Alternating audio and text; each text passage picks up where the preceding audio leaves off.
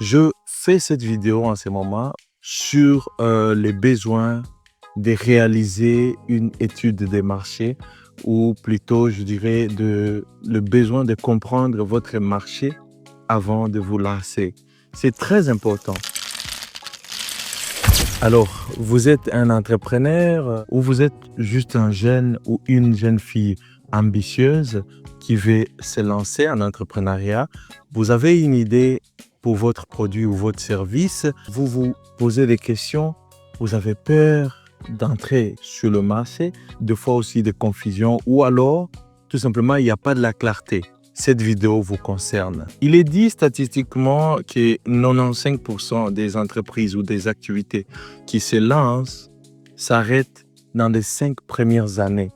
95%. Ce qui veut dire que seuls 5% des organisations, entreprises ou activités qui se lancent arrivent à survivre ou subsister après 5 ans. Alors, vous faites partie de quel camp? Vous pouvez échapper à ces détails comment? C'est ce que je vais vous parler dans cette vidéo. L'étude des marchés est tellement importante, c'est capital pour toute personne qui veut se lancer parce que c'est ça qui vous permet de comprendre réellement les marchés, essentiellement aussi les clients à qui vous voulez vendre vos services, parce qu'il faut comprendre déjà généralement que la condition la plus complète, la plus essentielle pour le fonctionnement ou la survie de chaque entreprise, c'est les clients qui vous donnent son argent, qui vous payent. Voilà d'ailleurs pourquoi c'est très important de faire une étude ou de considérer cette étape où vous allez partir à la recherche de ces clients, essayer de le comprendre, de comprendre son vrai besoin parce que vous voulez répondre à son problème. Tout ce que vous voulez faire qui doit vous rapporter de l'argent vient du fait que vous répondez au problème de la personne qui va prendre son argent et vous confier. Alors pourquoi cette étude des marchés? C'est très important. C'est une étape importante pour ceux qui ont l'habitude de produire des plans d'affaires. Eh bien, c'est important, c'est inclus même parmi les étapes. Et même pour ceux-là qui estiment que un plan d'affaires, c'est trop de choses, c'est loin, c'est tout ça. C'est toujours important parce que c'est une étape très, très, très pratique. Elle est composée de quoi cette étude de marché? Quand on dit étude de marché, on voit essentiellement 3 choses. Numéro 1, grâce à l'étude de marché, vous allez comprendre, et c'est ça essentiellement, vous allez comprendre votre marché. Les acteurs de ces marchés-là, quelles sont les parties prenantes à ces marchés-là, c'est-à-dire la clientèle, les clients en soi, que vous allez chercher à comprendre. Non seulement ça vous aide à comprendre votre marché, votre client, mais aussi ça vous prépare pour le marché en soi. Ça vous aide d'ailleurs à formuler les produits selon les attentes de votre marché. Et il y a plusieurs approches pour le faire. Déjà, que vous pouvez vous baser sur vos données, vos propres données. Par exemple, vous circulez ça et là, essayez de rencontrer les clients potentiels, les gens susceptibles de payer vos futurs produits. À supposer que vous voulez lancer votre entreprise d'allumettes durables. Ces allumettes durables, sachant qu'il existe d'autres allumettes avec des tiges, une fois on allume, eh bien c'est consumé avec. Mais vous avez une idée brillante. Des allumettes qui doivent rester permanentes, c'est-à-dire on allume et encore et encore et encore. Ce qu'il vous faut comprendre, c'est ok, où se trouve mon client? Qui est ce client? Et combien le client est prêt à me payer pour une allumette qui vient avec des solutions comme je les propose? Parce que, méfiez-vous, il y a deux fois des solutions que vous pouvez formuler dans votre tête et vous voulez les produire, mais ça ne ressemble en rien de ce que les clients seront prêts à payer. Ça ne ressemble en rien de ce que les clients veulent obtenir. Et parfois, un problème peut sembler simple, alors que d'autres personnes ont tenté de résoudre ces mêmes problèmes et ils ont échoué ou ils ont rencontré des défis que vous ne connaissez pas encore dans la phase quand vous voulez vous lancer. Voilà pourquoi la compréhension de votre marché, c'est dans cette étude-là, que vous allez essayer de comprendre. Et même si on dit le mot étude des marchés, ne voyez pas des étapes trop techniques.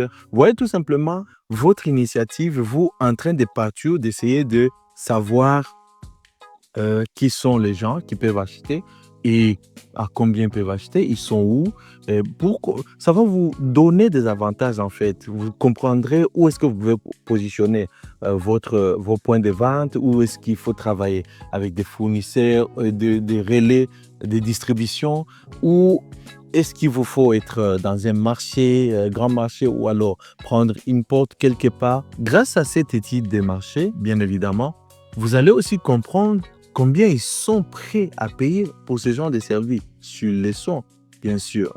Donc, c'est une étape vraiment importante. La deuxième chose ou le deuxième élément que cette étude va vous aider à comprendre, ça va être la concurrence.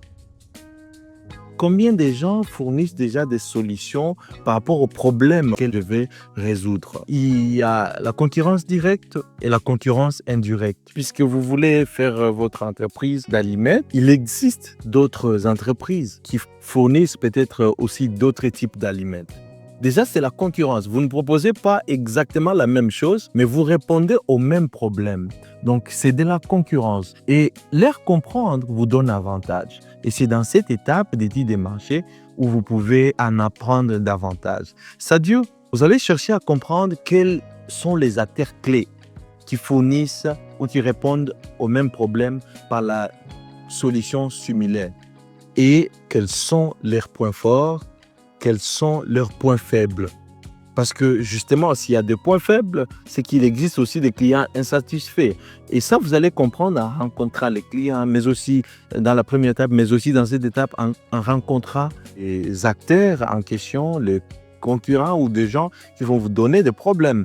Il y a des insatisfaits pour chaque service qui existe.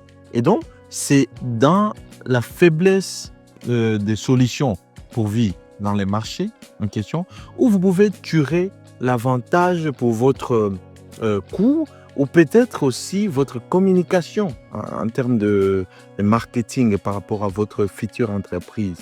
Et donc, vous allez essayer de comprendre vos concurrents, ils ont quelle force, qu'est-ce qu'ils font, quelles sont les méthodes qu'ils utilisent, pourquoi ils le font, quand est-ce qu'ils le font.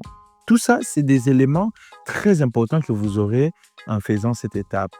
Et déjà, parlons de la concurrence indirecte. La concurrence indirecte, c'est des gens qui fournissent des produits, des substituts à votre produit. Supposons que vous voulez lancer une boulangerie.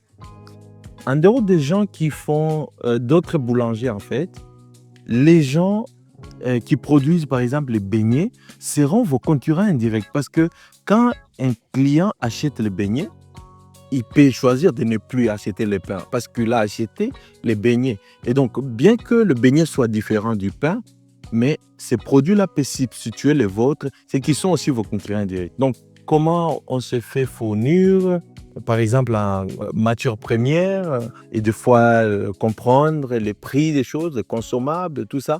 C'est dans cette étape d'étude des marchés où vous allez voir qu'il faudra aller même plus loin, analyser votre secteur et les marchés, même sur des gens qui sont un peu éloignés de votre service de manière précise. Donc, très, très important.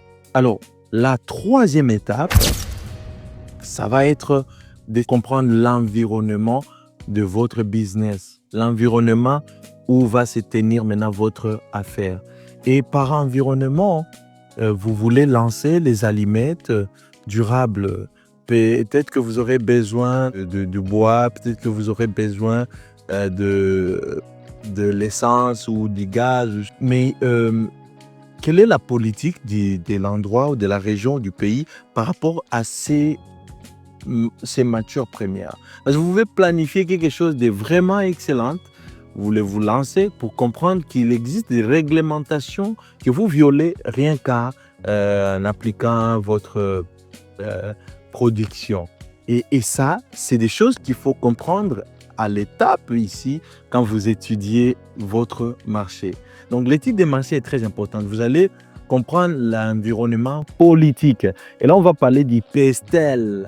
PSTEL et les premiers P, c'est la politique en place. Il y a aussi l'environnement. En quoi est-ce que votre produit affecte, par exemple, l'environnement et tout ça? Les problèmes ici climatiques, disons que il y a des toxines dans les produits que vous utilisez, l'acide. Comment est-ce que ça affecte l'environnement, tout ça, l'écologie? Et tout ça, c'est important. Les déchets, quand vous produisez, qui vont au lac ou à la rivière, comment est-ce que ça affecte? Vous devez analyser ça et c'est au départ. Donc, par rapport à votre affaire, par rapport à votre produit ou service, ce que vous voulez produire. Et donc, les S, c'est social, l'environnement aussi social, par rapport, les sociétés sont différentes et les attentes aussi, les approches, disons que vous voulez, bon, votre projet, c'est d'ouvrir une charcuterie et vous voulez vendre la viande de bœuf, euh, rôtue et tout ça, mais vous voulez le faire où, par exemple, c'est en Inde. Prenons l'exemple que c'est en Inde, où il y a des gens qui considèrent la vache comme étant sacrée.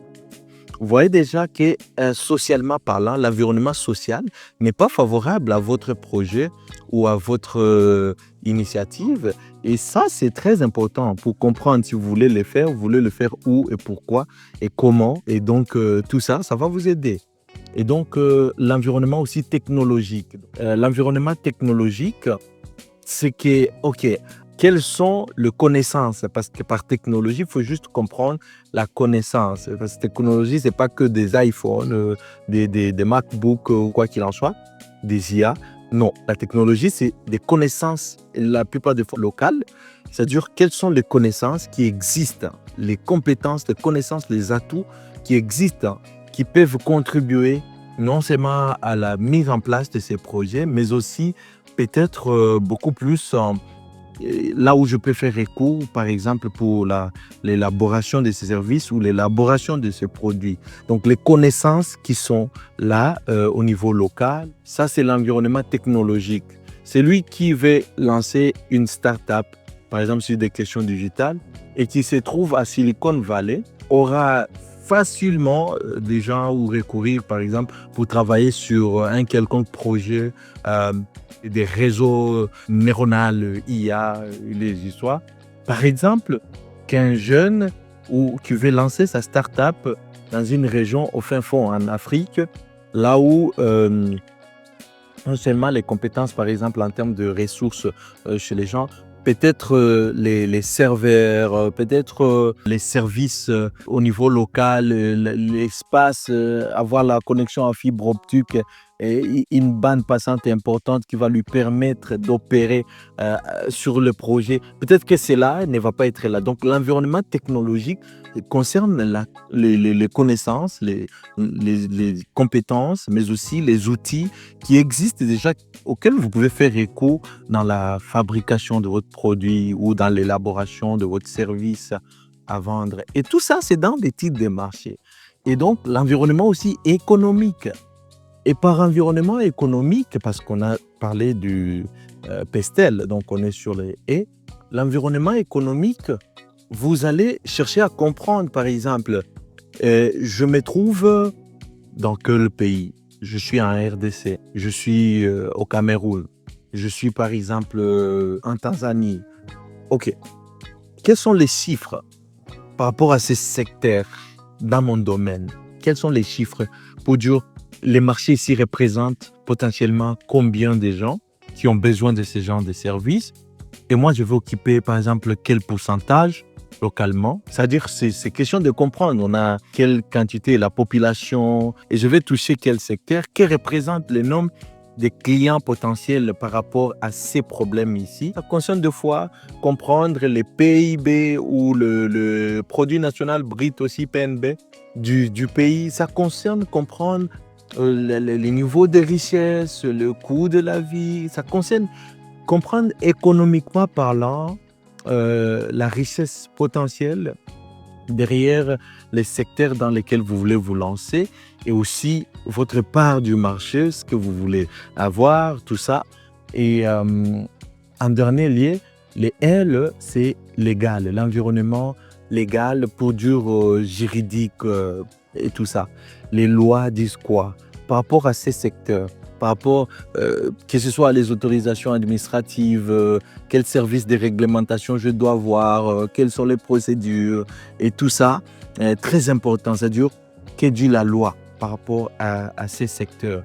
Que dit la loi? Parce que vous pouvez lancer votre entreprise, ne sachant pas que dans la chaîne de production de votre produit ou d'élaboration de vos services, vous êtes en train de violer la loi dans l'endroit ou la région ou le pays où vous vous trouvez, sans le savoir. C'est un peu ce que je voulais échanger avec vous et j'espère que ça peut être utile à une personne qui veut se lancer, qui veut comprendre un peu cette histoire, cet écosystème, lorsqu'il veut se lancer, lorsqu'il veut créer une entreprise ou un produit ou un service, et l'élaborer. Je vous dis coucou, à très bientôt.